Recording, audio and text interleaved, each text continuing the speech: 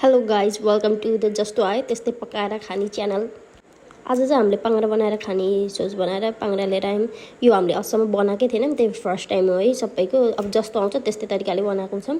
सुरुमा चाहिँ पाङ्ग्रा लिएर आएर अनि बोइल गऱ्यौँ, सफा गरेर अनि त्यसलाई सानो सानो पिसमा काटेर नुन र अनि खुर्सानी टिमुरको छोप हालेर अनि त्यसै म्यारिनेट जस्तो गरेर फ्रिजमा एकैछिन दप्नाइदियौँ। अनि निकालेर तेल हालेर मजाले भुट्यौँ, रातो हुने गरेर।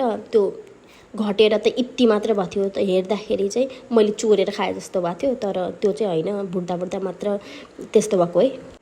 अनि मजाले भुटेपछि चाहिँ त्यसलाई त्यही तेलमा, बाँकी रहेको तेलमा चाहिँ लसुनको पेस्ट, लसुन अदुवाको, अनि त्यसपछि अनियन टमाटर हालेर चाहिँ एकैछिन त्यसलाई पकायौँ। अनि मजाले मसलाहरू टिमुरको छोप, बेसार, धेरै मसला चाहिँ हालेको थिएन, नर्मली भुटी मसलाहरू हालेँ।